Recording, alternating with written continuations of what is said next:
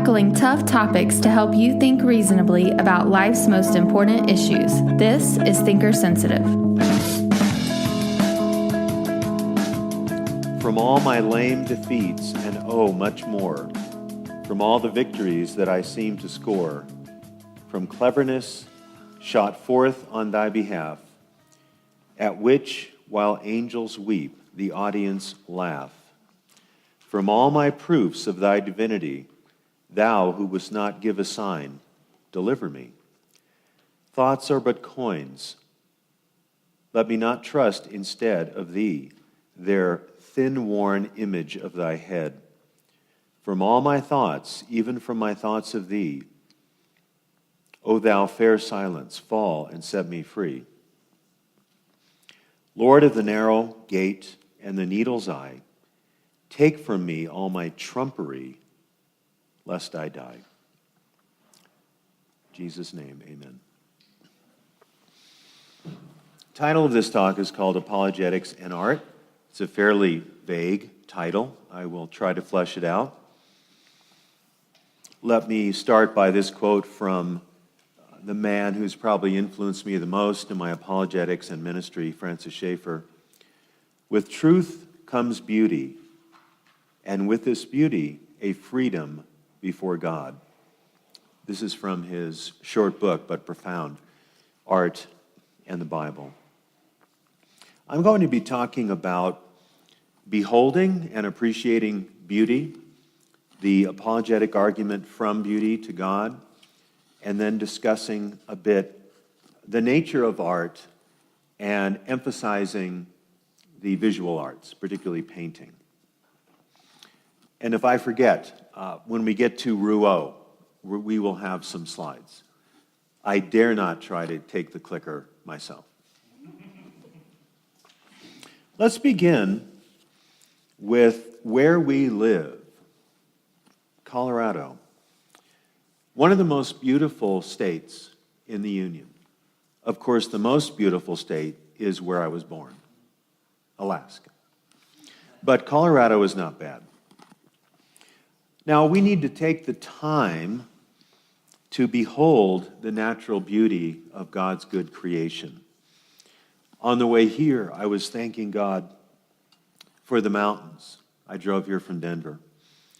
And trees and small, cute animals. There's beauty from a beautiful God. And that should be part of our spiritual life, is thanking God for what he has revealed of his nature, of his beauty in his creation. Or I think of some of the cultural beauty that I find in Denver, where I've lived for 25 years. We have a strong community of the arts. We have several excellent art museums. My favorite is the Denver Art Museum, which has world-class exhibitions, such as Modern Masters of Van Gogh exhibit some years ago. I think of the superb jazz that is played at Dazzle Restaurant and Lounge. And one of my students says, you know whether you are in close with Dr. Groothuis if he takes you to Dazzle one night. And there are a few of my students here that have not experienced that, so you can look forward to that. My own seminary, Denver Seminary, has an art gallery. I think we've had that for 4 or 5 years, and we invite various artists and themes of the exhibits. And then there is usually a talk with the artists afterward.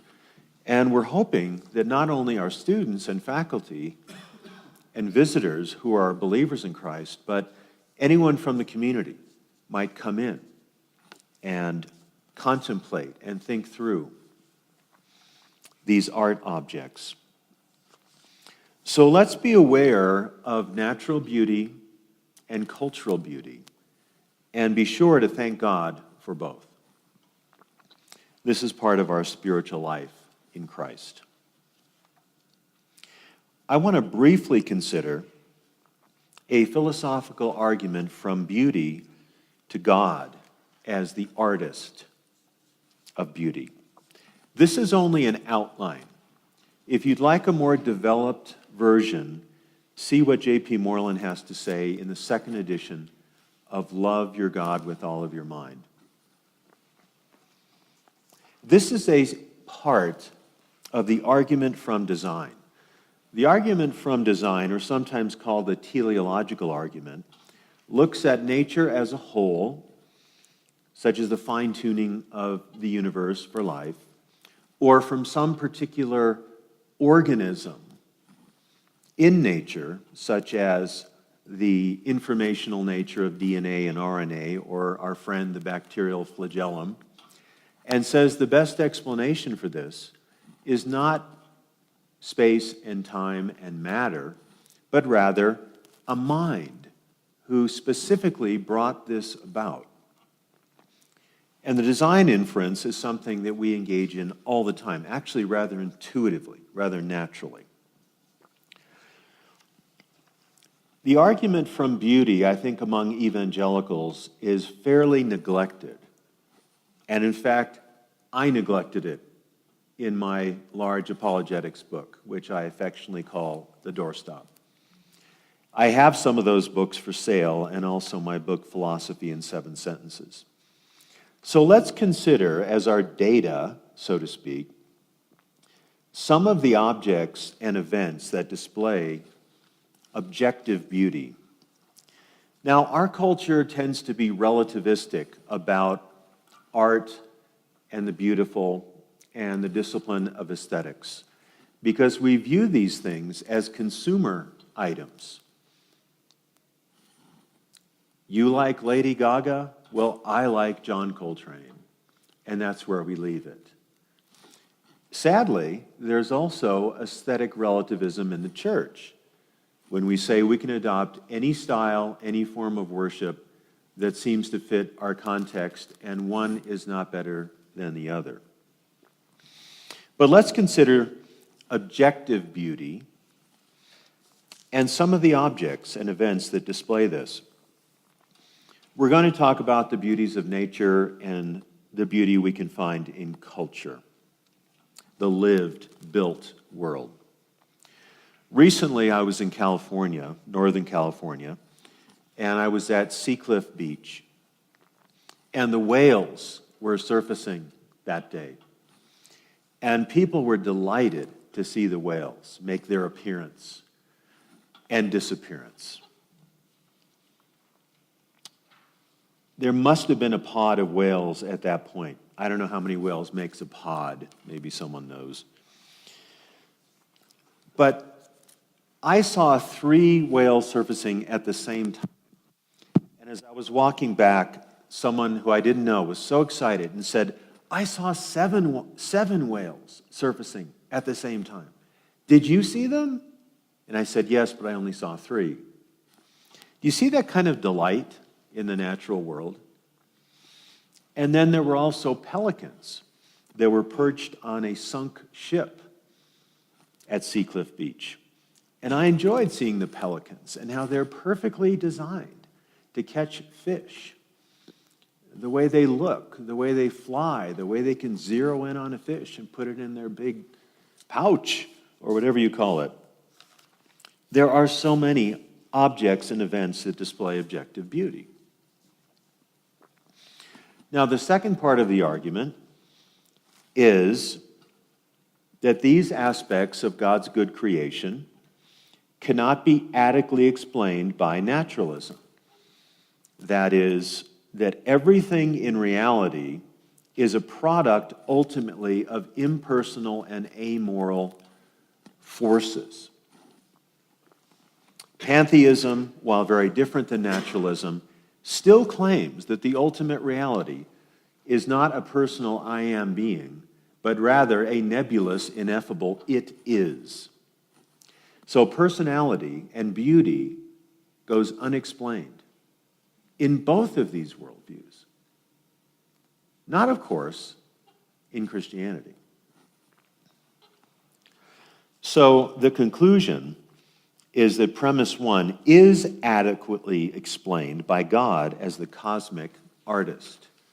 This argument is a kind of reasoning called the inference to the best explanation. So you have what you're approaching, the data, and then you consider the worldview alternatives to explain the data, and you find the best worldview that explains the most things in the most economic and compelling way. Now, I must grant, and we must grant, that we also face in nature the issue of ugliness and cruelty. Now, we explain that, of course, by the fall. In some way or another, there's something wrong with everything because of the sin of our first parents. We find torture in the animal world, we find parasites and so on, but this is outweighed by the original beauty, because ugliness is only beauty gone wrong, essentially. Beauty and goodness are primary. Evil and degradation and ugliness are secondary and actually parasitic on the good. And I am articulating in philosophy what is called the privation theory of beauty, which could also be applied, the privation argument for sin, which can also be applied to beauty. Now, as Christians, we want to view all good things as gifts from God. Nature is not, as Bertrand Russell put it in his debate with Copleston, just there. It's all just there. It always hurts my voice a little bit when I do that. In fact, it's there because the God who is there put it there. Now, having sketched that argument, I'd like to talk about the application of artistic sensitivities and sensibilities to the world of apologetics, giving a reason for the hope that we have. Now, I take the first three categories from Aristotle's book, The Rhetoric. In engaging the unchristian world, that Christianity is objectively true and rationally compelling and existentially significant, we need to invoke these categories. First is the Logos. In the beginning was the Logos, and the Logos was with God, and the Logos was God. All things were made through him. And the Logos became flesh and dwelt among us, and he has made the Father known. All those texts are from John chapter 1, which I take to be the most philosophically significant chapter in the Bible. Now, it's dangerous for me to say that because I have two other professional philosophers here who may refute me later. But if the world is created and governed by the Logos, an intelligent, providential agent who is infinite and personal, that means that our use of logic is consonant and resonant with the way the world is and the way that God is.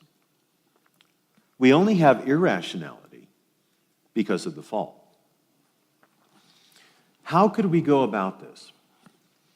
We should know the basic laws of logic. The law of identity, non-contradiction, excluded middle, and bivalence. These are not simply good ideas or useful tools. They're the way the universe is. And this helps us sort the true from the false. Second element, let me go back to the first element. We also need to know the basic forms of argument, such as modus ponens, modus tollens, disjunctive syllogisms, and so on. We tend to intuitively use these, but philosophy helps us to articulate the specifics of these argument forms, and also inference to the best explanation. We should as well be aware of the basic informal logical fallacies, such as begging the question as opposed to answering the questions. Or perhaps I think the favorite fallacy of fallen people, and that is the false dichotomy. I was reading a book recently, and the author, who will remain nameless because I'm feeling charitable this morning, said we should not defend the gospel, we should preach it. Both and. Let's go to ethos. Ethos has to do with our character. So someone might give a logically flawless argument for Christianity and against naturalism and pantheism. However, their ambiance, their character is obnoxious or is very combative and confronting or very arrogant. They are above everyone else. Now, ethos has to do with the proper presentation of character. So we should be people of integrity, not propagandists. We should, as Paul says in Ephesians 4, labor to speak the truth in love. If you have truth without love, you tend to have dogmatism. If you have love without truth, you tend to have sentimentalism. We need the truth in love. Apologists, if we're going to practice the art, or really we should say the rhetoric of apologetics, should be studious people. People who take the time and put in the effort to read and ponder and pray through what they're learning. We shouldn't rely on our personality. That's part of it. Ethos, personality, character. Not quite the same things, actually. But we should also, without being haughty, be studious people, such that the people who listen to us would like to know more and would like to investigate the subjects about which we are speaking. There is also the proper use of humor, which can be very engaging, can put people at ease, but in our culture of flippancy and glibness, one needs to be careful with humor because it can detract from the message. I gave a sermon many years ago. I hope I'm wiser than this now. And the comment that one of the congregants gave me was, "That was so funny." Not good. Let's go to pathos. This has to do with feeling, being emotionally engaged. This has to do with the proper use of emotion in argument. It should be an apt invocation of the appropriate emotion to the subject matter, not random appeals to yearnings or to fears or to states such as anxiety and so on, or joy. It should be what corresponds to the subject matter. So you might call this the apt invocation of the passions. When you're talking, of course, about the crucifixion of Jesus, we need to explain that it is sacrificial atonement, but there should be perhaps a catch in our voice and a slowness in our words so we can attempt to feel the right way, given the subject. I'm also adding eloquence. Now, if you've gotten down logos, ethos, and pathos, you, I think, will have eloquence. But this has to do with what is written, what is spoken, and creativity in all the dimensions possible for us in apologetics. Again, Francis Schaeffer, the Christian is the one whose imagination should fly beyond the stars.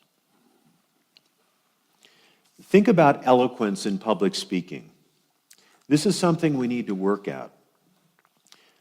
Growing up, for me, my model of eloquence was the late William F. Buckley, especially on his television program, Yes Television, called Firing Line. Go back and watch some of those episodes. You find a man who is intellectually alert, had a capacious vocabulary. Notice I said capacious and not large. And who was never outflanked or outfoxed or outthought by his interlocutors, by the people he's interacting with. I also think as a model, and all virtue needs models. of Os Guinness, one of the most compelling social critics in the evangelical world. In fact, I think the most compelling. Os Guinness articulates wonderfully. He is not flippant. He is not glib. And he has a kind of commanding presence when he speaks. Let's think about some creative ways to communicate apologetics. And here I'm going to shamelessly refer to myself. And I have this article out there on the table. It's only $10. Actually, it's free. And I wrote a little article recently that was published in Philosophy Now, which is a philosophy magazine out of Britain. And to my knowledge, only Britain has philosophy magazines.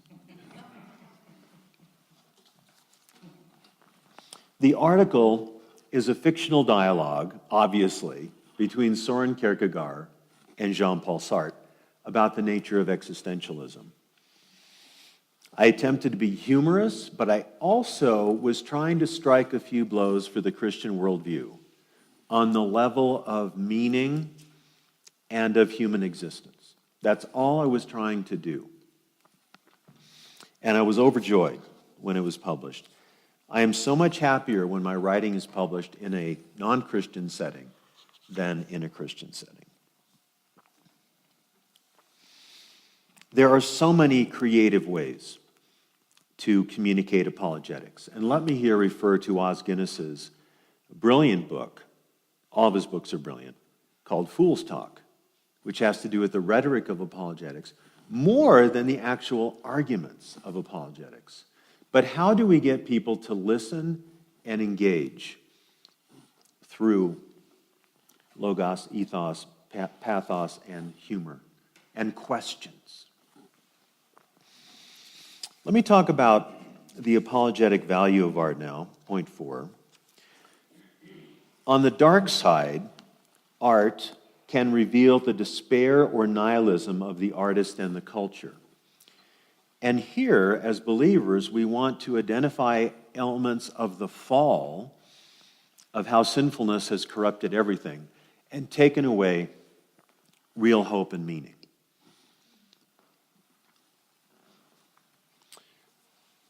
I think of a fairly recent film by Woody Allen called Irrational Man.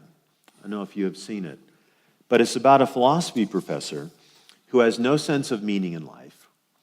And he's quite a Romeo, and he's famous for his sexual prowess, but that didn't give him ultimate meaning.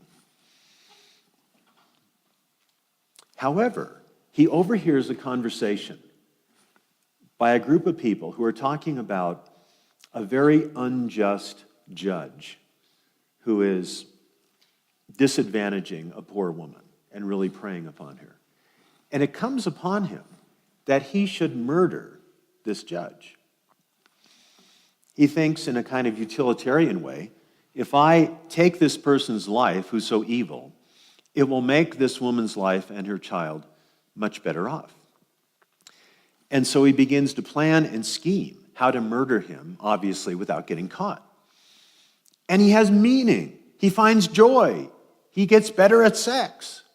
He finds meaning. I won't give away the whole plot, but I will say that he's successful in murdering the man. But do you see this idea that you can authenticate yourself through some act of freedom when the world itself, the universe, has no purpose, no value, no significance? The ultimate message of this film is that everything is haphazard and ultimately meaningless. In fact, Woody Allen has been making films that say that for about 35 years. Sometimes the films are still good. So art can reveal the despair or nihilism of the artist and the culture, the fall, and then we can talk about meaning, value, and significance of following Christ by adhering to the Christian worldview. So we have the fall, we have redemption, and of course we have creation, because the fall is the good gone wrong. And the redemption that Christ brings is holistic. Nancy Pearcey does a very fine job of articulating this in her book Total Truth, and also the work of Francis Schaeffer before her, who influenced her so much. Creation, fall, redemption. And on this, although this dates me a bit, see the work of Francis Schaeffer and Hans Ruckmacher, the art critic, in his book Art and the Death of a Culture, where he uncovers the nihilism, the lack of meaning in much 20th century art. Who might we invoke today besides the film Irrational Man and the worldview of Woody Allen? I think of someone like Lady Gaga. Now, Lady Gaga is not my favorite performer by any means, but a few years ago I wrote an article on her for the Christian Research Journal, although Sarah said I shouldn't bother, but I did anyway. Now, she is a very talented woman, and in fact, she did a very worthwhile recording of jazz standards with Tony Bennett. She's multi-talented. Actually, I do like that album. I play that album. What drew me in, though, was, well, you know who. Tony Bennett. Lady Gaga, like Madonna before her, is famous for her various personae. Her identity publicly is intentionally unstable, protean, fungible. She looks like this for one season, she looks another way for the next season. I also think that there is a sexual nihilism about Lady Gaga. I won't go into that. So as we look at Lady Gaga and her views about gender and her exhibitionistic hedonism, we say this is not a virtuous life.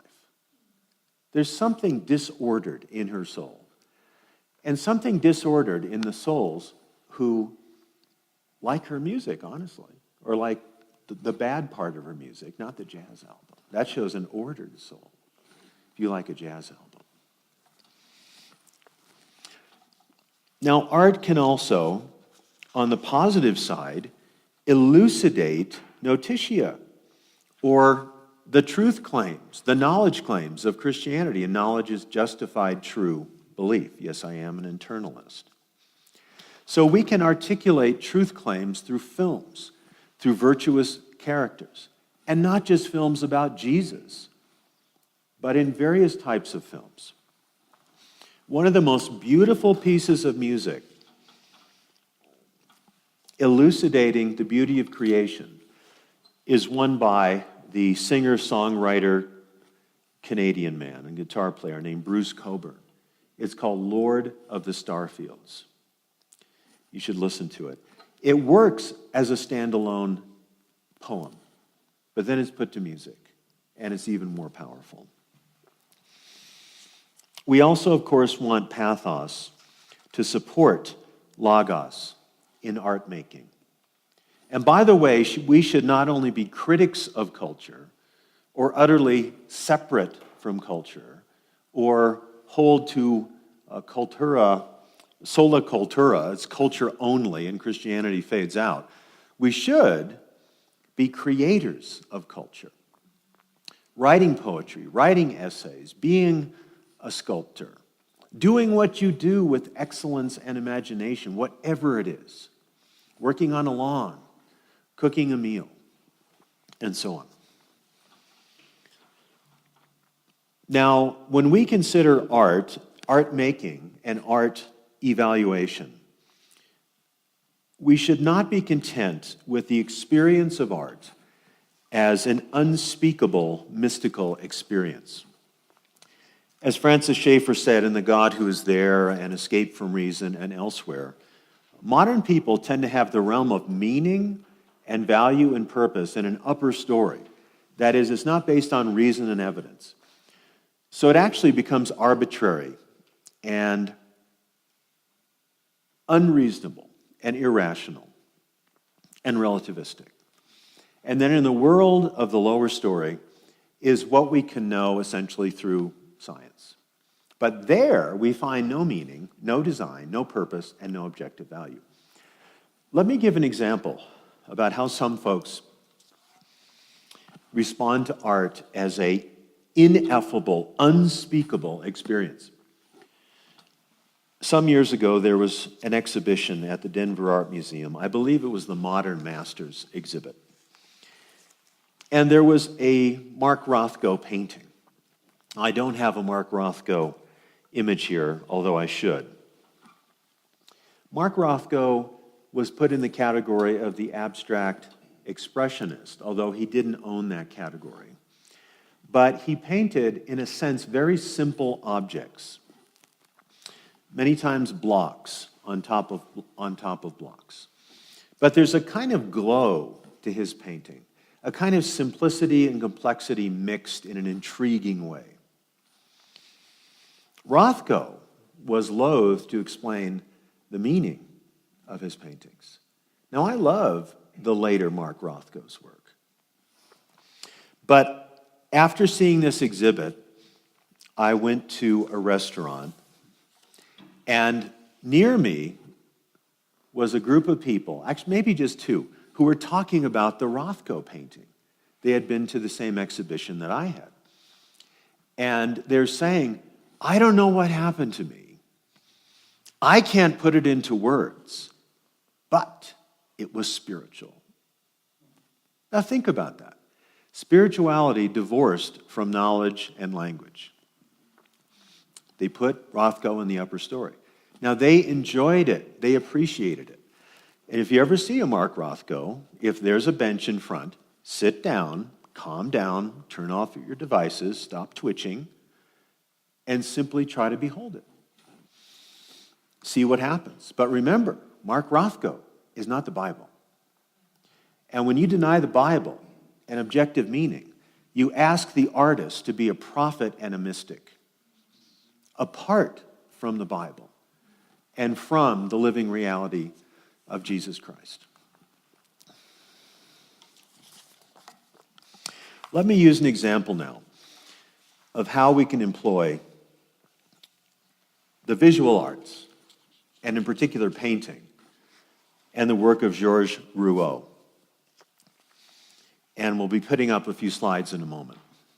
I'd like to spend a fair amount of time for questions and perhaps answers. Georges Rouault, I say in my book, Walking Through Twilight, in a way saved my life as my wife and I suffered through her dementia, primary progressive aphasia.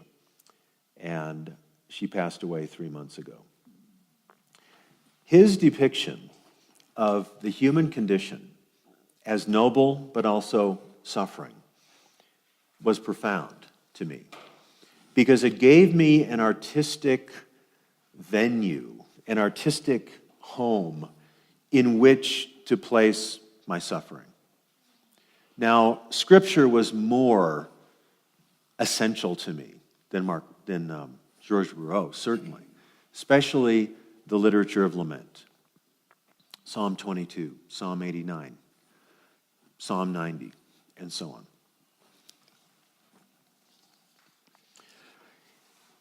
Georges Rouault developed a unique style, which in 20th century art was fairly difficult to do, given all the art that has happened previously. Of course, the abstract expressionists did. But really, no one that I know of has ever painted like Georges Rouault. His painting was influenced by stained glass art. And moreover, for a time, he worked in that area as an artist in stained glass. Georges Rouault was a devoted Catholic. He was not the typical French bohemian artist who lived by his own rules and expected everyone to excuse them because they were artists. He was a family man. He never sought attention through celebrity. And in fact, he's very little known today, at least in America. His style was largely impasto and figural, tended to paint human beings, some animals. He did some landscape work. He had a unique and arresting style. Rouault is probably best known for his painting of clowns, judges, kings, and even prostitutes. And his paintings of Jesus, I think, are quite insightful, although minimal, in the depiction. Now, what is the apologetic value of Rouault? Certainly, his work should not be reduced to apologetics. That would be unfair to the artist and his creations. However, his art literally depicted the greatness and misery of the human condition. And let me quote my favorite philosopher, Blaise Pascal. What sort of freak, then, is man? How novel, how monstrous, how chaotic, how paradoxical, how prodigious. Judge of all things, feeble earthworm. Repository of truth, sink of doubt and error, the glory and refuse of the universe. You find very few philosophers who write that well. I remember reading this to Becky, and she laughed, in a sense, because of these great juxtapositions put so vividly. We know that we are made in the image and likeness of God. Genesis 1, Genesis 9, James 3, some other passages. So we are like God in a finite way. We are agents. We are knowers. We are doers. Put here to honor the infinite personal God. However, we are all corrupt in one way or another. There are none that are righteous, no, not one. The doctrine of the fall. And to be biblical, we should emphasize both aspects, as Pascal does. Judge of all things, feeble earthworm. Repository of truth, sink of doubt and error. The glory and refuse of the universe. Now, this is an apologetic argument for Christianity because, in short, there is no other worldview. Not naturalism, not pantheism, not Islam, not Buddhism. It's there to some extent in Judaism, certainly, although I'm not sure how much it's emphasized. Probably significantly. But we explain the goodness of humanity by virtue of the divine creation of humans in his image, in God's image. We explain the ugliness and the cruelty of the human condition, the pettiness, the peevishness, the outright evil of genocide and homicide and suicide by virtue of the fall. Now, Chesterton overstated it, and he was a master of overstating for rhetorical effect. But he said, original sin is the only empirically verifiable claim of Christianity. He overstated it. But we see the fall in one way or another in everything. Let's put up the image of the sad clowns of Rouault. Now you have 3 clowns. Do you see the stained glass quality of this? The simplicity of the human form without losing the human the way Picasso often did, painting people with eyes in the wrong direction and 3 noses. That's the fragmentation of the human. Because Picasso had no sense of creation, fall, redemption. In fact, he was a rebel against God. He made that clear. Notice the clowns are sad. And it looks like it's the company of misery. However, in this company of misery, there's love. And Rouault did not dehumanize these clowns. They're human beings made in God's image who are fallen and sad. He said, the old clown, this is actually for another of Rouault's images. Do you have another clown image in there? Yeah, let's put up the clown with the dog. Anything with dogs is good. Let's look at this one. No, that's the old king. Now, you can barely see the dog. But here again is a clown, and the figuration is very similar to the previous three clowns. And obviously, he's sad, but he is receiving, it seems, some solace from the dog. So again, there's nothing wrong with being a clown, but clowns can shed tears as well. But he's receiving some kind of encouragement or fellow feeling from the little dog. How deeply human and profound that is in terms of creation, fall, and a hint of redemption, actually, through the dog. And if you don't think dogs can be hints of redemption, then meet my dog, Sonny, who I write about in Walking Through Twilight. Let's take a look at the old king now. A little more detail, right, in the figuration. The stained glass window effect. He's a king, but he's an unhappy king. And here is Pascal's idea of human beings as deposed royalty. They bear the marks of royalty, but in a sense they've been deposed. However, they retain some of their dignity and royalty, even in their deposed, degenerate state. I have a print of this, not the original, at home. And I often gaze upon it, and I try to behold it. That is, let the painting do its work on you. Or as C.S. Lewis put it, receive it, don't merely use it. I'm not giving you enough time to receive this painting. In fact, you can't properly receive it unless you see it in person. I've only seen one Rouault, and that was in the Art Institute of Chicago. And it was one of his smaller paintings called The Dwarf. Just let you look at that. So you see in Rouault the great Christian themes of creation, fall, and redemption. And here again, Blaise Pascal. Jesus is a God whom we can approach without pride because we're creatures and sinful, and before whom we can humble ourselves without despair. Even in the sad clowns huddling together in their misery, there's not total despair. The sad clown with the little dog, not total despair.